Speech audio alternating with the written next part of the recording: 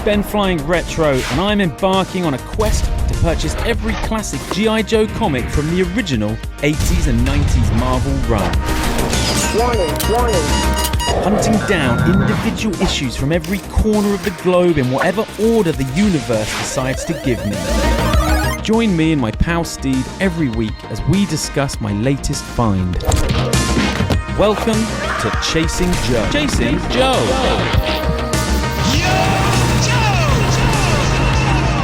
50 epic chases, 50 hot pursuits, 50 takedowns, 50 tattoos, pop culture explored, comics sniffed, cash spent, parcels opened. It's episode 50 of Chasing Joe, and I'm BenFlyingRetro.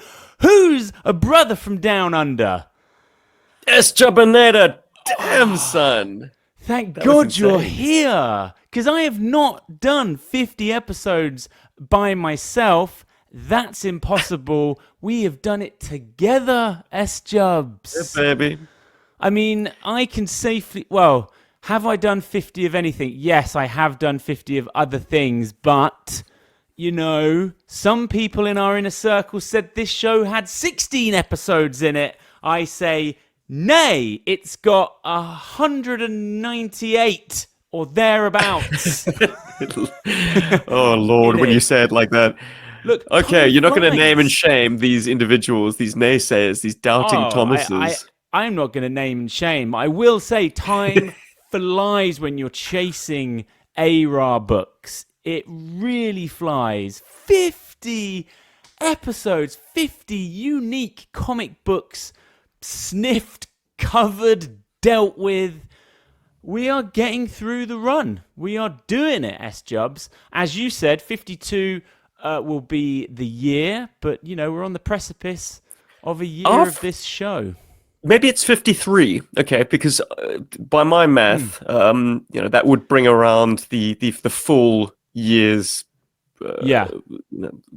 cycle, because we started on the 19th of September. That was podcast episode number 1. And that's a few weeks away. I mean, a few weeks away. You have a legacy podcast that has been going, you know, more than a decade. Do you still do anything for anniversaries? Well, kind of. We have crossed, but we now we kept with the same intro music right the way through. Love that. So 12 years doesn't seem to matter. We're consistent, if nothing else. A lot of podcasts mark it seasonally. Like, they will do a different intro sequence and have a different thumbnail. I like season to season. Well, that's your department, sir. Yeah. No, I like the idea of podding in seasons. Although, I mean, are you actually saying that they take a break and then they come back with another season? Oh, they roll straight through. No, but they do change a few things. Okay. Just to mark the divide. I see what's happening here. What you're saying is, we love the intro. Let's have another intro.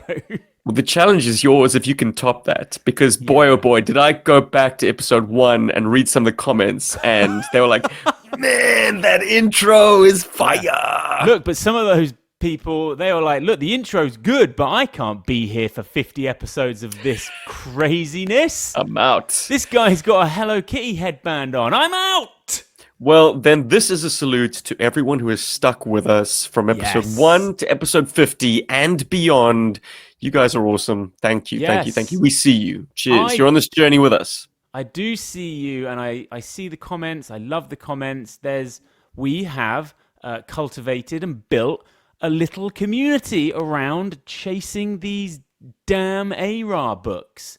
And it's an interesting time to be chasing them. I must say how I thought it was going to go and how it's ended up going. Like, a lot has changed even in just 1 year. As I keep saying, the scarcity is going up, the prices are going up, and a lot has happened within the world of GI Joe comics within that year. Am I right in thinking that when we started, Skybound had just kicked off? Oh yeah, absolutely. That probably did have an effect. And the compendiums have all dropped as we've been doing this. Are you monitoring the price fluctuations of like high value books? No, yeah, so Or what? Well, okay, I'll take you behind the curtain. So yeah, what are you basing this on? what I tend to do now is because I've got quite a lot now. I do a big eBay trawl every Sunday evening because people tend to list things on Sundays. That's just when it all happens. So every Sunday I do new listings, UK only, and yeah, see what's about, see what's being listed. And at the beginning, I felt like I was spoilt for choice. And that's the reason that I thought, oh, this is going to be achievable, maybe just from shopping in the UK. Because But you're actually knocking out the easy books, right? it is really like hardly any new listings anymore. And what's actually on there in terms of listings, I mean, it's just been the same overpriced books for months and months now. I mean, I'm probably responsible for hoovering up quite a lot of them, in fairness. So, yeah. Yes and no. You're only hoovering up one copy of each. Like, there's only so much. I'm not buying bundles. I am talking about individual listings. You know, just some random person selling one random issue of GI Joe. It's like, yes, please, take that, and Ding, it's ding. another one. It's another one gone. I'm starting to think that the people buying these books now are keeping them or trying to get the run. So, yeah, there's less loose books on the market. And yeah, there's some bundles. There's some like big bundles. But as you know, bundles don't suit me. I'm not doing bundles. I'm doing individual issues. But you are a seller in your own right. I have difficulty parting with things and letting them go. So, you know, if you did get duplicates, would you then in turn become a seller to fund your ongoing Chasing Joe journey? No, so I have got some duplicates, and I don't necessarily mind that. I think there will come a day maybe when I go through and think, okay, I don't need 3 of these or 2 of these. Or if you're at a show and you can actually do some trades as opposed to that would be nice. putting down hard-earned sterling. Ben, we are recording a day late and releasing this a day late. Are we contemplating a shift from Thursday to Friday? Just a bit of housekeeping. Let's let the people in on. Okay. No. Whilst you're back behind the curtain, you might as well sit down and make yourselves at home. No, there'll be Have no a cuppa. It's just been the 7-week school break, so we will be back to regular schedule by next week, I think. Gosh, and I have to schedule you in for another record sometime this week. Yeah, but look, I mean, we've had some slip-ups, but we still have maintained a weekly show. We have never dropped a week. We've always gotten it out Friday at the latest. So, you know, we muddle through. We've muddled through. And ain't no stopping us. Look, I've got a book. Now, this is, I'll let you into a secret. This is an American eBay purchase I made when I was vacaying in Miami. So this was a book. This was a book that I just refused. I just couldn't handle the UK price. Now, we're going to play Guess the Price, but I am going to say I had another look last night. This book is not on UK eBay for under £50. Yeah, it's an expensive book. Let's get into it. Let's get into this. What could it be, dear listener? Are your spidey senses tingling? When people talk about expensive ARA books, I guess that doesn't leave much to the imagination. It means either a few hot issues in the first 10 or 15. It means issue 21, and then it means the last few, doesn't it? So here we go. It's issue 149, dropped April 19th, 1994.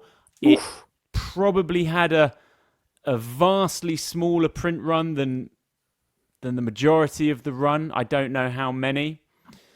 This has been on my list for a while. It's an annoying one to get. 50 quid. I mean, look, 50 quid would sting for this issue, wouldn't it, S-Jubs? Yuck.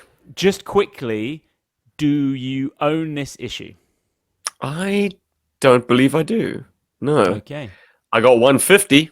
I bought that in person as a child back in the day. Wow. But 149, no. Okay, so before you give me your price predictions, it's episode 50. It's time for me to take you back to April 19th, 1994. How old would you have been, S-Jubs? April 19th, 1994, I was all of 9 years old. Okay, My country had just become a democracy in April of 1994. I Mandela saw was out of that. prison. Yeah, Yes. man. Yes. I went with my dad to the polling stations, and man, for the first time in a long time, the lines were like out the door and down the street because everybody gets to vote at long last. Well, and everybody did. I shouldn't call it. That is a cultural landscape. Let me take you from that to a pop culture landscape. And from that serious kind of stuff, let me tell you how much a Big Mac would have cost you in the US of A, $2.45. I don't think that would get you anything in McDonald's in 2025. An ice cream? Yeah, 99 cents. Are they still $1? A 99-cent ice cream cone? Jeez. Well, look, let's take you to the movies, and you could have watched a film that I have never seen and means nothing to me. It's called D2, The Mighty Ducks. Now, that's a sequel to The Mighty Ducks, is it? In a weird way? D2. I know that people are quite fond of those films. Is that Emilio Estevez with some kind of ice hockey team? Ringing Rings any a bell. bells? Well, ice hockey, man. And then so not on my radar. Look, if ice hockey's not on your radar, then don't go into Screen 2 because that's Major League 2. It was a sport sequel dumping ground. I mean, it's slim pickings. I don't even know if I can take you into the cinema. You can try Screen 3 where you've got 4 weddings and a funeral. The British invasion. I saw that in the cinema. I saw that it had Rowan Atkinson in it, and I assumed Mr. Bean. So I begged my dad to take me, and he was the pretty vicar. Somber affair. He was the vicar. Yeah, he was. And yes. He gets making. I don't know. What's his bit? What's his shtick? He gets things wrong. I can't remember. His classic shtick at playing a pastor was that wedding sketch where he speaks about like a woman coming to him and asking him what the church's stance on fellatio was. And I said to her, "I'm sorry, my dear, but I have no idea what fellatio is." And she showed me. Oh, God. Yeah. I was raised on Rowan Atkinson Live. So, yeah, absolutely. I wanted to see 4 weddings and a funeral. Never mind the fact that I was 9 years old and a lot of that plainly sailed over my head. Yeah, Hugh Grant's debut. Look, was it? You're in the DeLorean. Let's put on some CDs, but there is no CD player in the DeLorean. But anyway, a couple of big albums dropped. Green Day, Dookie, and Blur, Park Life. If you were in the UK, that was a big one. But look, as I always say, we're in 1994. I'm not just picking up one comic book. What else was on the spinner rack? And it was Excalibur, issue 178, Shadowcat, the great Kitty Pryde. It's the offshoot of the X-Men that's usually based right here in the UK. I always wanted to be into Excalibur books, but couldn't get into them. It was just the fact that it was like the UK X-Men was quite appealing. And then I feel like whenever I read them, I was sort of disappointed. I always got the feeling that they were in Ireland. Maybe it's because of Siren. Yeah, possibly. Yeah. I mean, it was it Captain Britain and Nightcrawler? Is he a mutant? I suppose. Britain? So I don't know what the core team was. I think Nightcrawler was a mainstay. Nightcrawler was the leader. Yeah. Look, the fact that it's Excalibur tells me that it's an X book. So mutants. Yeah. Why would Captain Britain be in there? Is he a mutant? Correct me. No, if I'm but wrong. he definitely wasn't he? Or was he not? He was on a few covers. I seem to recall. Okay. Hey, man. I know GI Joe books and GI Joe toys. Well, look, that's my area of expertise well, right there. okay, Let me recuse myself. We don't know what's going on with Excalibur, Though but Park Life absolutely was one of my favorite albums of all time. oh wow, that's so cool. Defos. Yeah. Well, in April 1994, Dark Horse Comics released Star Wars: Tales of the Jedi. The Freedom Nad Uprising. Now, I remember buying this. I beg your pardon? Free the Nads? Freedom, not freedom. Freedom Nad. N-A-D. Free up your Nads. It was a two-parter. It was a significant publication in the long-running Tales of the Jedi comic series, which we've talked about on this show. I did love that Legends canon, Dark Horse kind of Star Wars books, the Terminator books, the Aliens books. I was really, really into those because it felt like, headcanon at a time when, those films were kind of fresh, but everyone thought they were done. And we thought that these comics were all we were ever going to get. And they probably were all we should have gotten. Let's face it. But they just stimulated so much conversation. Like they really did. Like some of those Terminator books, what ifs. I maintain that those Star Wars books, they kind of had more in common, I would probably say, with like Lord of the Rings than Star Wars. How they portrayed kind of the olden days of the Jedi and stuff. I don't know. I thought they did it very well. Anyway, we're not fully immersed. Arcade. Now, I think this was big for you. Tekken hit the arcades in 1994. And I feel like you are a Tekken kid. I was very much a Virtual Fighter kid. I actually didn't like Tekken. I was a Sega Saturn kind of guy. Tekken, big in the arcade, and then obviously kind of very much helped launch the PlayStation. I remember it was somewhat of a kind of redo of the console wars. You were either Tekken or you were Virtual Fighter. You were either Sega Saturn or you were PlayStation. Any memories of Tekken in the arcade? Just being able to shuffle side to side. That was the big innovation, wasn't it? Yeah, it was. Virtual Fighter, I feel like, was more technical, maybe. A thinking man's beat 'em up. But Tekken came in, it had better graphics, much more advanced, and... I think I lamented the transition from 2D to 3D when it came to fighting games. You do lose something. It felt like slower. The characters... like they were moving through molasses, man. They were... Perhaps more realistic in their fighting. You do something on the joystick, and you got to go through the motions of the animation to get there.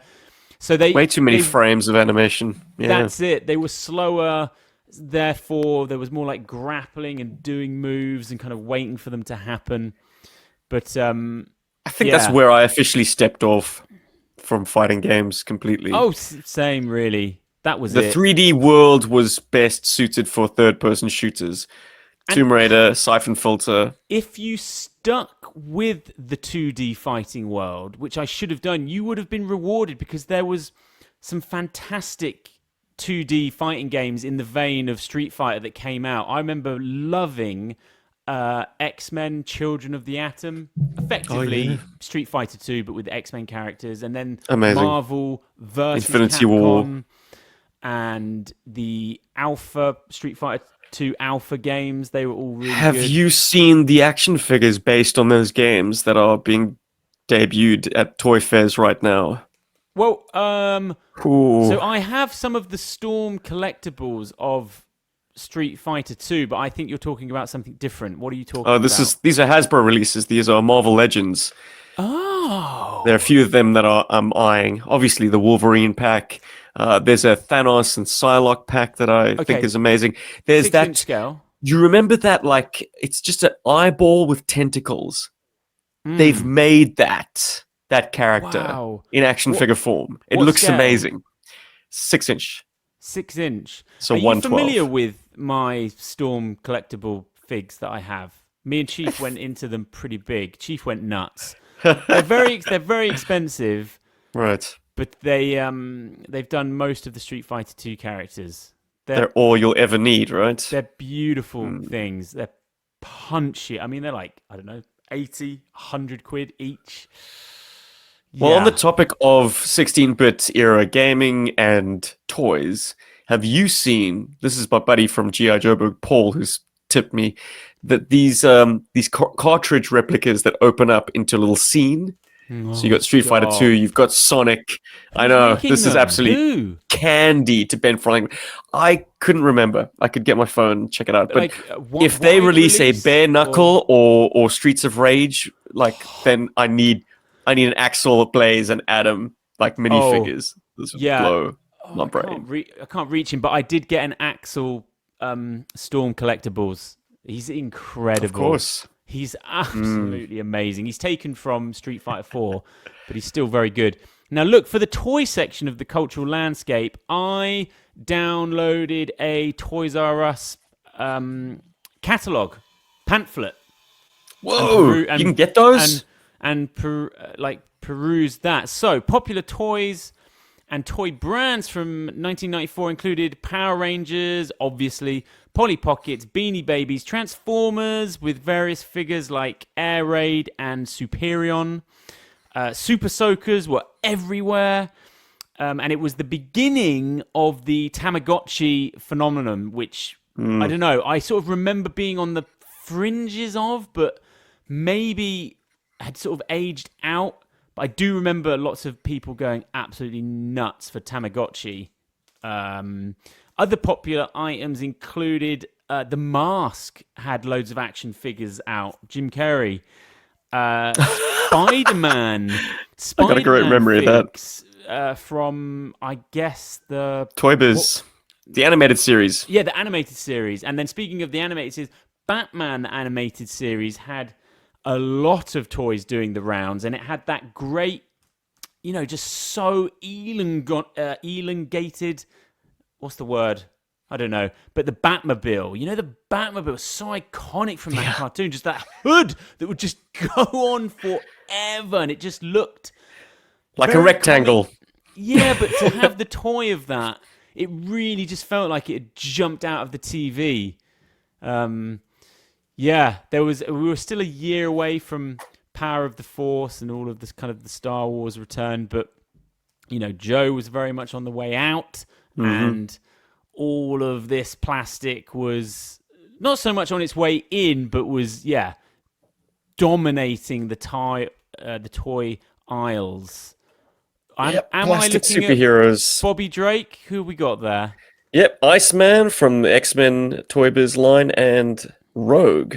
Dude, it's so weird that you're showing me those, because this morning I got up before anyone, came downstairs, made myself a pot of coffee, and I just popped on X-Men 97. I was like, I feel like I want to watch some cartoons. And I popped on X-Men 97 with Rogue flying around. Good time was had. It's in the air. Just today, I got a Bishop and a Mr. Sinister from the old school versions. That Toy Biz line, it holds a lot of magic for me. Not to mention the fact that, for a lot of those characters, that was their debut action figure. Yes. There have been many iterations since and have far surpassed those original, sort of early first steps. But you can only get one original figure. I do hope that we're going to get more of the animated show. Excellent. I really hope we are. I'm sure it's been confirmed. And these things take so long, but yeah, I really enjoyed that. It was the perfect balance between wild nostalgia, but I think I might be speaking out of turn, but I think it was confirmed in the middle of the first season's release schedule. They confirmed they greenlit the second season, whether Bo DeMeo is on it or in an advisory position, or if he's kind of still persona non grata in Disney's eyes. Who knows? But it was his show. I hope they make a bigger season. All right, I just dropped the book that we're meant to be talking about. So let's get into it. It's a sign. You have had a lot of time to think about the price. Now, I bought it in the US, so give it to me in dollars. USD. Dory-doos.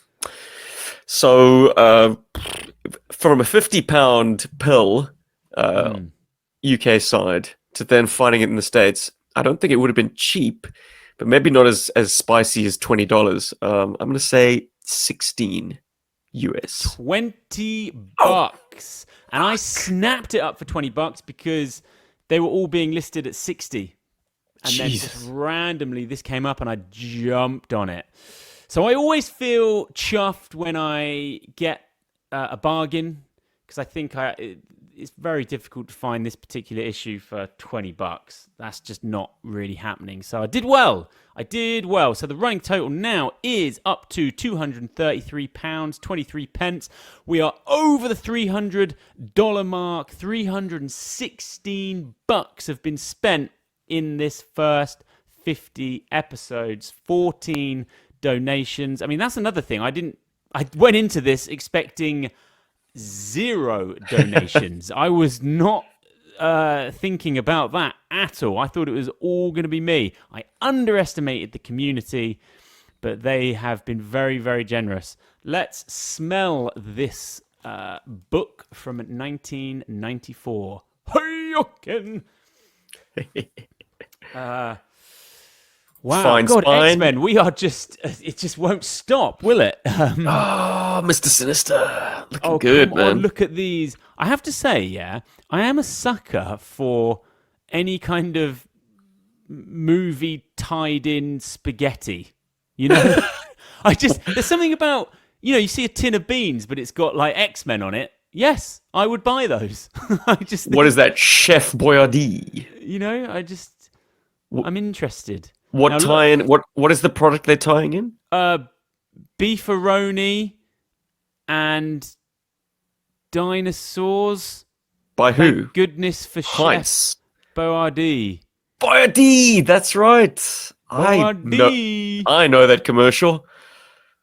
Yeah. Jeez, everything was a mail-in certificate. Jeez. So there you go.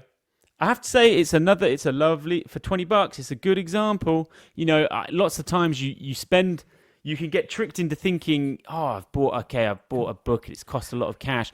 Really, that doesn't mean anything with an old book. It could still turn up absolutely wrecked. It still commands a high price. So this is very minty.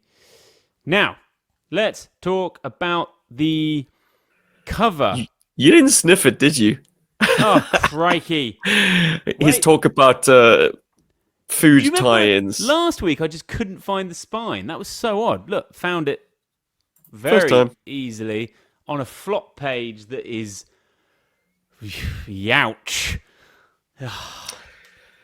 Okay. Oh, wow. Jeez, I tell you what, it doesn't smell of cigarettes. It doesn't smell of carpets. It doesn't smell of bandages. It smells of... Do you know what it smells of? It smells exactly like cap gun paper. Do you know cap gun rolls? Yeah. So good. Cap gun rolls.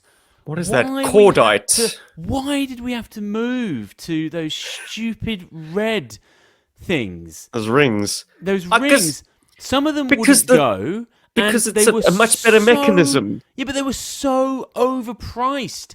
And you'd get home, you'd have 5, and with rolls, you could just unload like hundreds of shots. Jeez. You are old, son. With the 8 shooters, you have to think so much about each one because you're like, well, I've only got 5 of these red things. Once they're gone, my play is gone. With rolls, you'd just be like, oh my God, I've got so many. And you'd have a bit, it would come out the back. Yeah, but did it work well enough? Did it keep feeding, or did you? Oh, they were so fun. You could throw stones at them, S-Jubs. You could throw stones on the ground. I'm just saying, for bang for your buck, you wanted rolls. Yes, there was a nice action of you actually felt that it was reared, and you'd load up your little red thing, load it back up. Oh, cap guns were cool. I could do with going out today and getting one. Cap guns are cool. They are fun. They're very satisfying. just today at the park, I saw 2 red unspent rings, and I think to myself, someone in 2025 is playing with cap guns in the park. Good for them. Wow.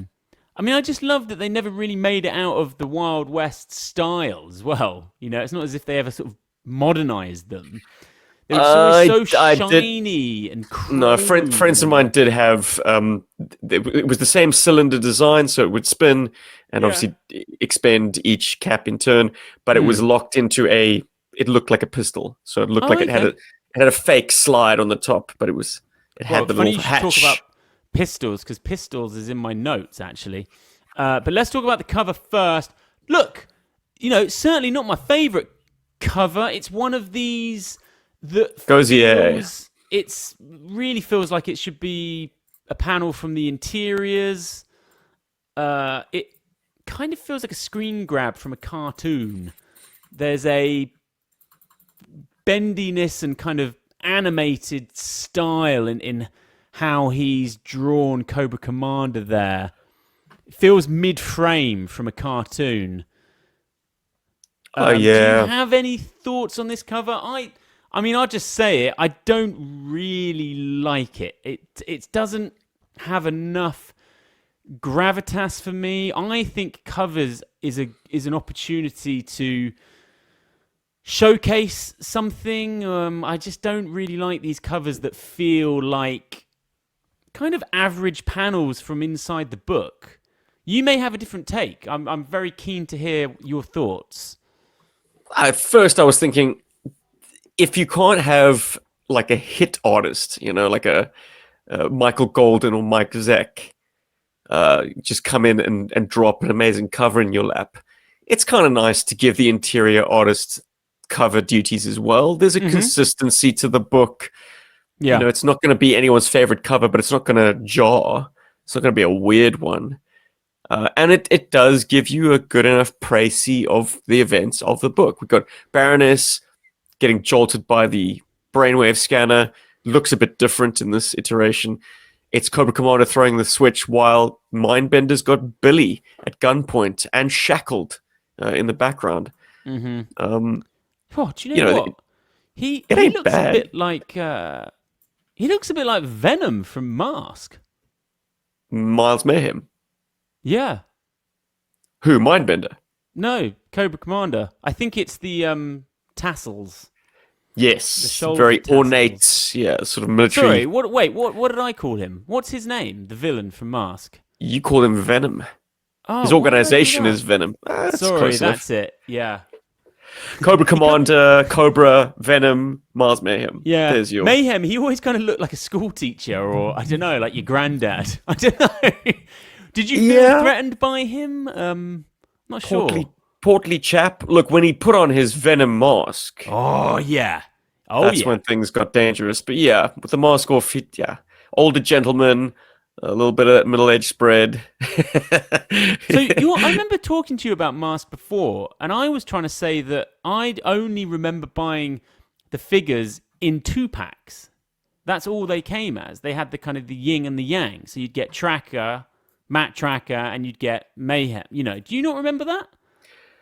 I remember Dino Riders having figure packs, and I presume Mask had the same thing. Just before my time, Ben. Sadly, I missed that toy line. Well, look, is someone using a power washer nearby? Yeah, I just want to. Sorry, that's fine.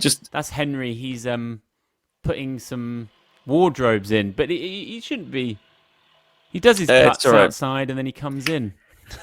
As long as the listeners know what they're hearing, it's not something wrong with your car or whatever. You know, like people sometimes listen to us on the road, and if you have like a little sort of recurring in the audio, I think pull over. Exactly. It's a cardigan, but thanks for noticing. Now, I don't like this cover. You are okay with it because it gives you some story beats. Insofar as I don't give rocks about any cover, Ben. No, you know this. No, let's head right on to page number 1, please. Head in onto page number 1. So heroes and medals and things.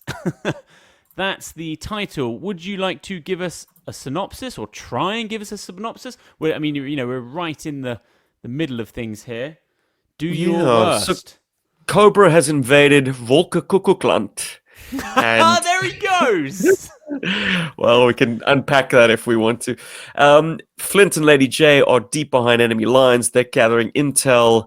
Turns out they expose a traitor. General Ludekranz, who's the leader of Volkerkuckuckland, has this aide-de-camp called Wolfgang, who's actually been selling him out on the side.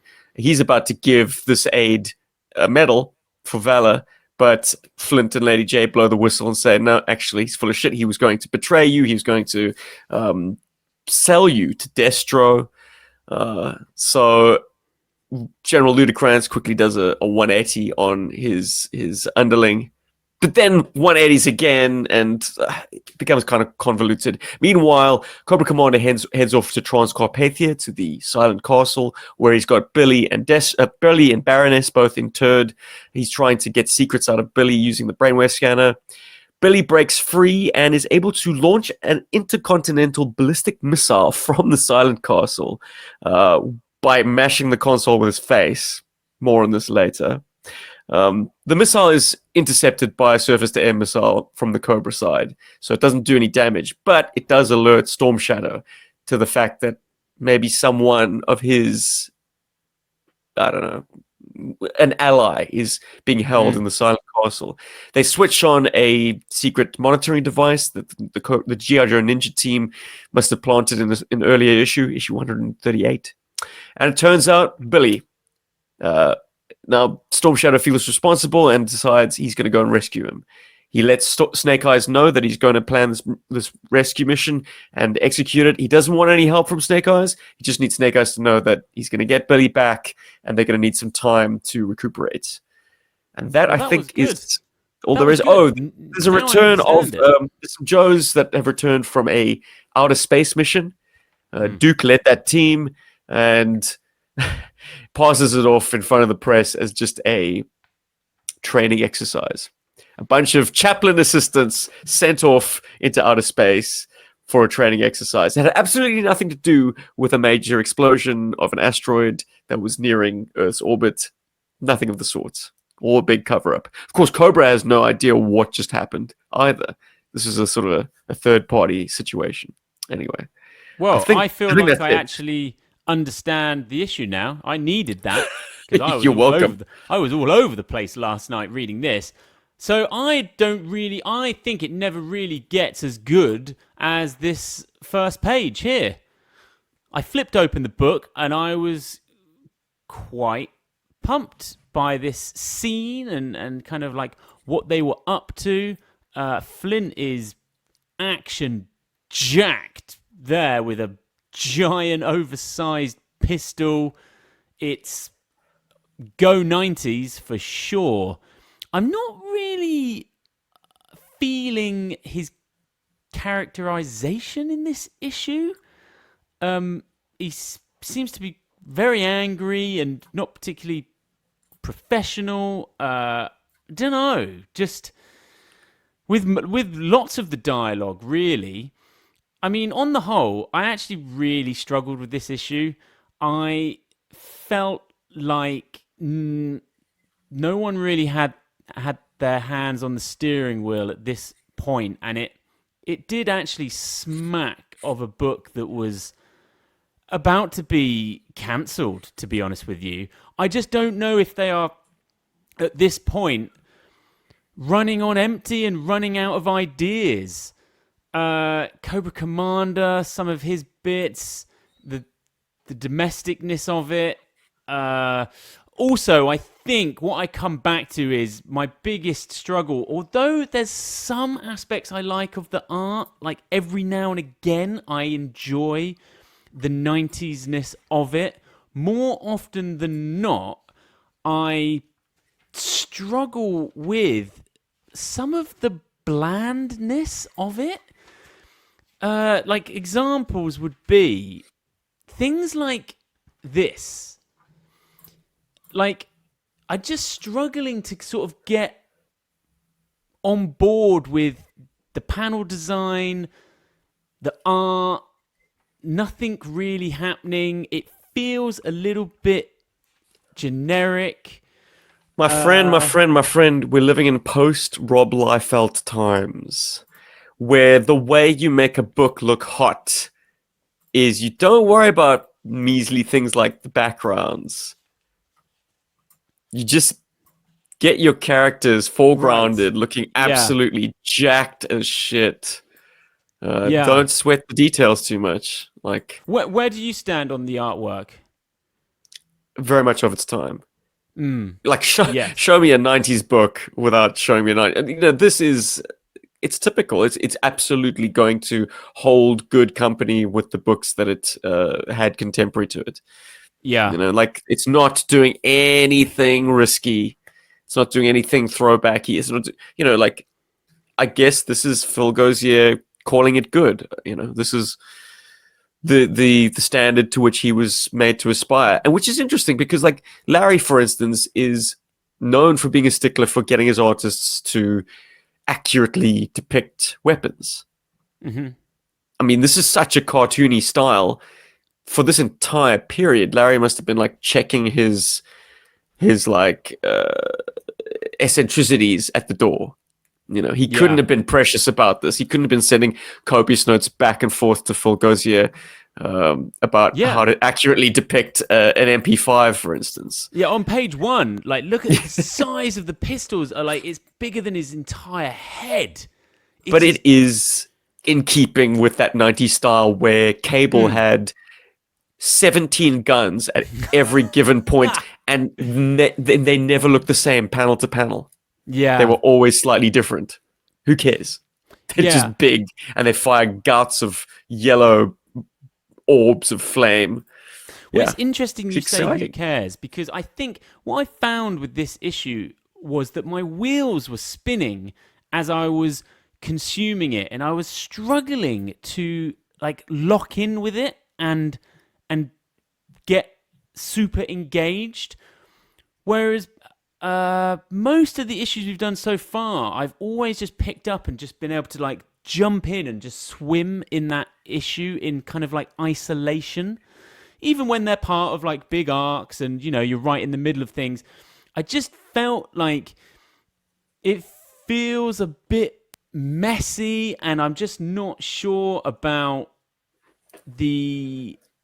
some of the characters. I just don't know. I know that is Flint, and it looks like Flint, but he's just a bit of a douche in this issue, really. I don't know. I'm talking a lot. How did you feel about this issue? For me, I think it's a low point for sure for me. Look, say one nice thing about an issue. For me, it's always going to be a thrill to see characters that we didn't get a lot of exposure for. With exposure? That's the word. And that would be the second version of the Viper. Though for whatever reason, he's picked out in yellow. Well, we see I like that. That's a good... The first version of the Viper, when he gets his faceplate smashed, is super cool. Yeah. That's interesting rad. to see Viper V1s and V2s on a panel together. Yeah. Though Flint and Lady J are quick to dispatch the V2. I mean, you're right. Flint is this murderous, very cold-blooded killer. But, you know, the explanation, and you saying that he's not being professional, well, perhaps not being professional by, like, stumbling into a Cobra trap. That sucks. I mean, if you're a long-range recon patrol guy behind enemy lines, you are super-duper cautious. But they just kind of bungle into it. But he wastes absolutely no time in using lethal force and quiet lethal force. So they don't muck around. They don't try and do the sort of cartoon series like hijinks of, like, trying to knock out their enemies. Like, Flint is knifing suckers straight away. It's Lady J who, like, has this crisis of conscience. Yeah. Once she can see the face of the guy she's about to gut or eviscerate, she can't bring herself to do it. They actually do take a Viper prisoner. I quite enjoyed the... Well, talk to me, actually. Cobra Commander and the power body armor. All right, skipping all the way to the end. Well, I'm Yes, just Cobra interested Commander. to know if if that's ever been realized in figure form. To my mind, no. I Because it mean, the looks close. like it could be a banger of a figure. It looks like something that came a fair bit later with Sigma 6, where Cobra Commander was posited as this warlord who would actually go toe to toe with enemies. Like all the big bads in Sigma 6 had like amazing like technology that would allow them to be in the thick of battle, and Cobra Commander was no different. He was kind Although, of do you really know what? leading from the front. I would prefer. Yeah, so it's actually meant as an Under Armour when he puts his regular clothes back on over it. And yeah, I'm not really Yes, into that. super low profile. So essentially, if you do have a hooded Cobra Commander, you can pretend that Yeah. he's wearing this highly sophisticated body armor underneath it. Yeah, I think that is a rad look, and having a 3 3/4 of that would have been beautiful with that Cobra insignia on the head. That would have been sick. Maybe some chrome accents in there. Yeah. I have a theory. Oh, I've go just on. hatched it now. I think the big fight of issue 150, which we get hyped for on this final page, I don't think that was necessarily going to happen. I think this was a desperate ploy in the dying phases of this book to try and pick up sales. They took, I mean, forgive me if this is a rather easy conclusion to make, but they're two most popular characters, Snake Eyes, Cobra Commander, and they were like, we're going to have a big showdown between them. But Yeah, that doesn't fight make much issue. sense because Cobra Commander's not a lead from the front kind of guy. So they did this, they cooked this up on page 22, the final issue, the final page of this issue. Oh, it does That's feel random as. Yeah. It's totally shoehorned in there. Last Because I minute. mean, I was surprised we were even cutting back to them at that point, and I was like, "What? Okay." Mindbender does have some great dialogue though when he is measuring Cobra Commander up for the suit. Where is it? It was some ways back. Okay. All right. So there is some foreshadowing. Yeah, Right. but what's his line? I've written it down here. You'll have to relax those pectorals if you want me to get an accurate measurement. That's it. Relax your pectorials. Ooh. My days. Yeah, that's Cobra Commander funny. calls Baroness a myopic bovine, blind cow. That's great. That's yeah, vintage Cobra Commander for sure. Mm-hmm. Did you have you didn't have this as a kid? You don't own this issue. It doesn't mean anything to you. Having issue 150 and that being a sort of milestone issue and also something that I Yeah. could play out because I had that version of Storm Shadow, I had that version of Cobra Commander, I kind of had that version of Snake Eyes. Yeah. I had Slice and Dice. They've got a little feature in issue 150. So that issue I had some childhood imprinting on. It's nice to have the issue that leads up to it. But that said, you're right, it's rough. I do want to throw some attention onto another little cameo that might be some glimmer of silver lining to this issue, and that's the appearance of the Cyber Viper. Yes. Potentially his first appearance. Now, what is his file card saying? Is he fused with? Is he half bionic, half human? What's going on in there? He is the leader of the Mega Vipers, which are Cobra's like bioengineered Viper trainers. Oof. So they have monsters that they Yeah. are training. Let me just bring up good old 3D Joes. They'll sort us right out, my friend. Cyber Viper. Now that's late. Well, it makes Do the you most have one? sense that I do, and it seems like it's something that is now a bit of a rarity. Ooh. Yeah, this figure was not produced in great quantities, or well, certainly not in the same kind of quantities as earlier years. No. This is a 1993 figure. This is an army builder, kind of. I'm bringing up the wrong thing. Meant to bring up 3D So, Joes. you're saying that you would troop build this guy, but he is actually meant to be a 1 of 1. I think you could take it either way. Okay, yeah. Yeah. StreamYard has changed its Well, layout since I last used to use it. Anyway, here he is. The figure ain't the greatest, but what it represents is what's exciting to me. I mean, surely Cobra, who've taken human beings and given them enhancements, like the logical evolution of Oh, that is full-on yes. cybernetic troopers. Absolutely. That is where they would have ended up for sure. But then he's got. Are you saying that some of him is robotic, or none of him is robotic? He's more cyborg. Let's have ourselves a little read.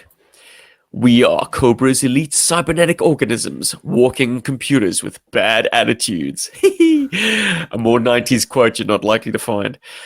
Dr. Mindbender created the Cyber Vipers because he needed two things: intelligent soldiers who could handle his highly dangerous bioengineering operations laboratory and keep the genetically enhanced mega monsters under control. The Cyber Vipers do both. They are first-rate fighters with evil brains, enhanced by Mindbender himself. They are half man and half robot, and both halves form one tough enemy for the Mega Marines to fight. These cybernetic troopers help control the top-level command operations of the Mega Monsters and are responsible for initiating their destructive attacks. They are the guardians of monsters, the overseers of doom. So they're not an evolution of the Bat, really, because they're more...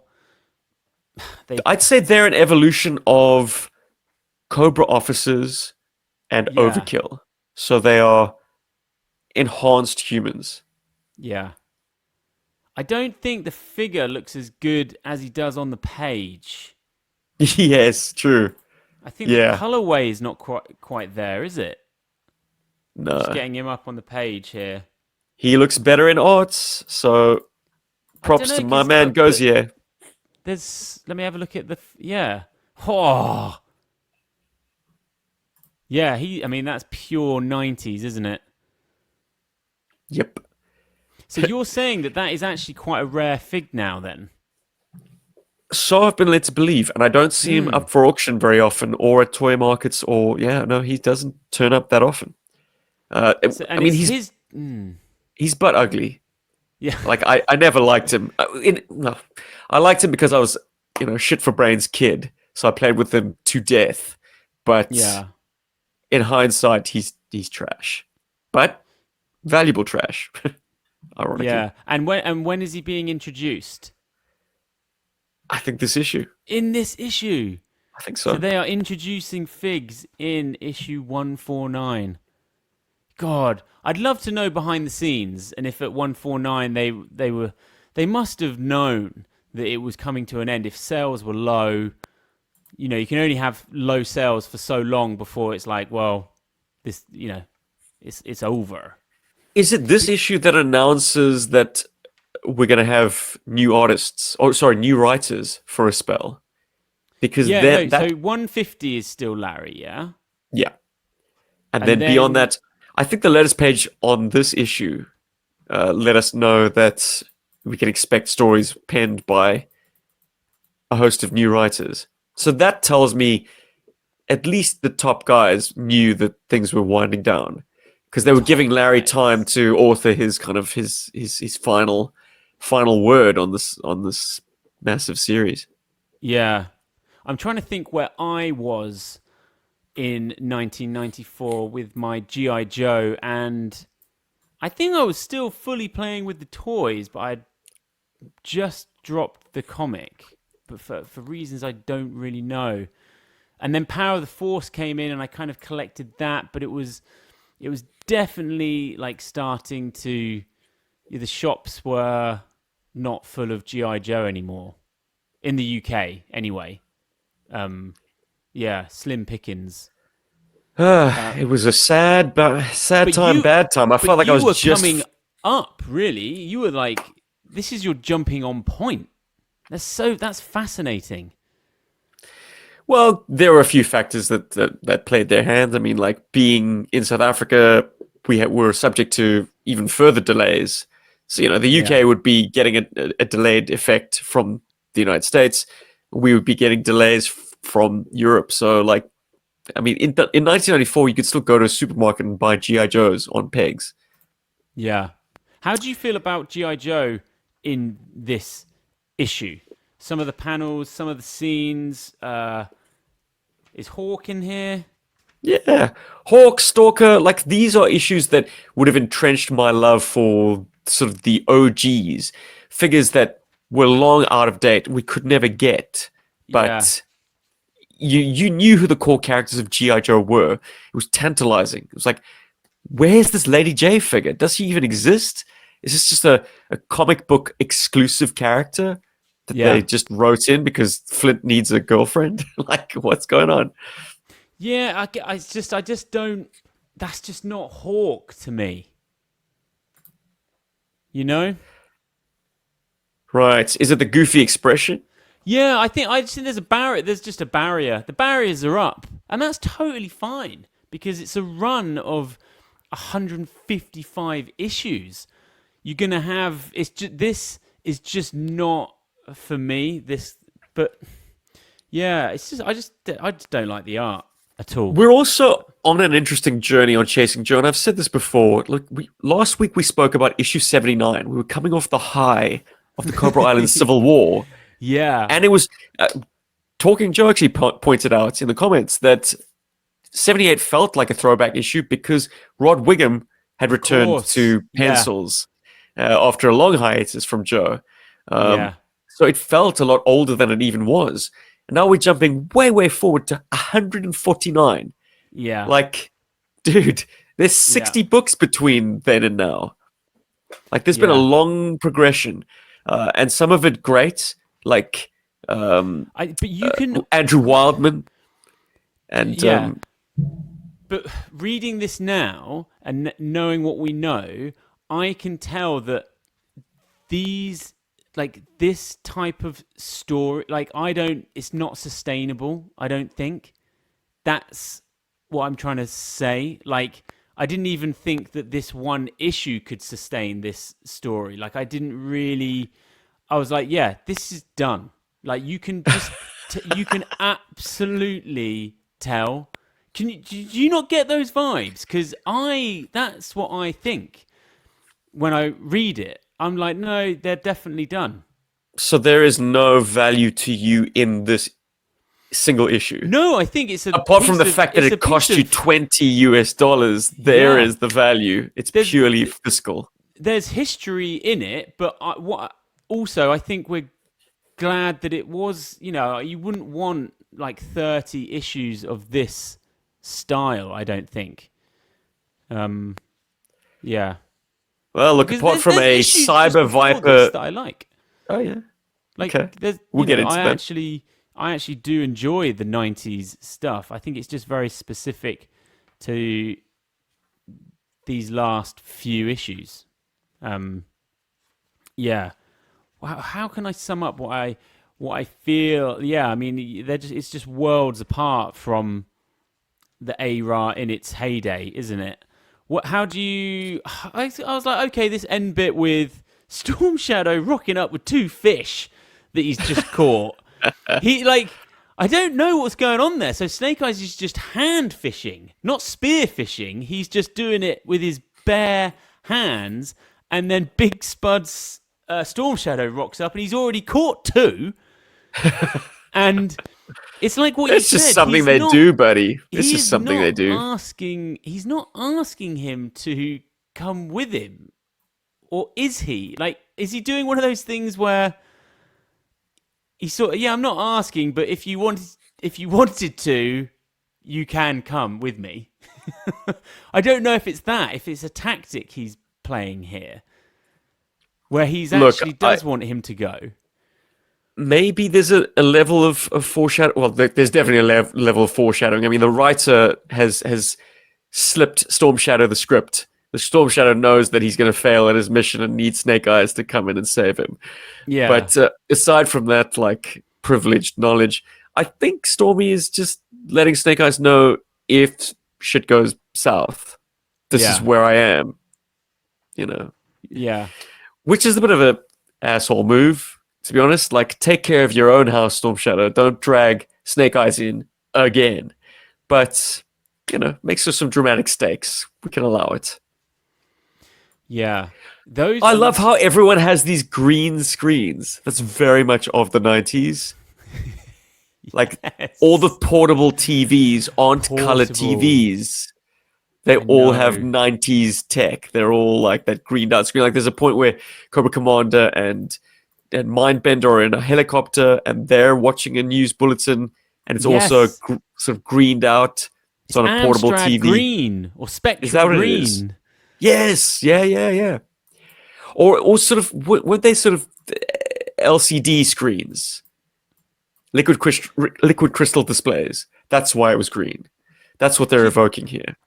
Just thinking about the characters that are within this issue, as you read through the 155, I suppose it's no surprise that at the end of all things, we are left with Cobra Commander, Mindbender, Destro, Snake Eyes, Storm Shadow. It's kind of like they are attempting to play their hits, aren't they? With the roster, I mean, with the characters that they're choosing to really lean into. Look, if Larry was being slavish to toy releases and like telling stories about the toys that were on pegs in 1994, yeah, no.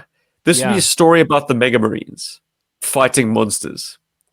And to be honest, I'm down for that.